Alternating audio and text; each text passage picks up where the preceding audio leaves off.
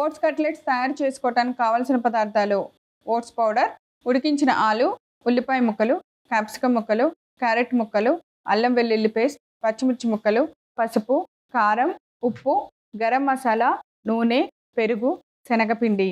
Oats cutlet తయారు చేసుకునే విధానం: ముందుగా ఒక మిక్సింగ్ బౌల్ తీసుకొని దానిలో ఉడికించిన ఆలుని తురుముకోవాలి. తర్వాత దానిలో కొద్దిగా మనం ఓట్స్ని వేయించి చేసుకున్న పౌడరు వేసుకోవాలి. తర్వాత దానిలో కొద్దిగా పెరుగు వేసి బాగా కలపాలి. ఇప్పుడు సరిపడంత ఉప్పు, అల్లం వెల్లుల్లి పేస్ట్, కొద్దిగా గరం మసాలా, కారం, కొద్దిగా పసుపు, పచ్చిమిర్చి ముక్కలు, సన్నగా కట్ చేసిన క్యాప్సికమ్ ముక్కలు, అలానే సన్నగా కట్ చేసిన క్యారెట్ ముక్కలు, సరిపడినన్ని ఉల్లిపాయ ముక్కలు, కొద్దిగా కొత్తిమీర, శనగపిండి వేసి కొద్దిగా నీళ్లు పోసుకొని బాగా కలిపి గారెల షేపుల్లాగా తయారు చేసుకోవాలి. ఇలా తయారైన కట్లెట్లన్నింటినీ ఒక ప్లేట్లోకి పెట్టుకోవాలి. ఇప్పుడు స్టవ్ వెలిగించి పాన్ పెట్టి నూనె పోసి వేడెక్కనివ్వాలి. నూనె వేడెక్కిన తర్వాత ఒక్కొక్క కట్లెట్ ని బాగా అన్ని వైపులా పెట్టుకొని మళ్ళా మరో వైపుకి తిప్పుకొని బాగా ఫ్రై చేసుకొని ఒక ప్లేట్లోకి తీసి సర్వ్ చేయండి. అంతే, ఎంతో రుచికరమైన ఓట్స్ కట్లెట్ రెడీ.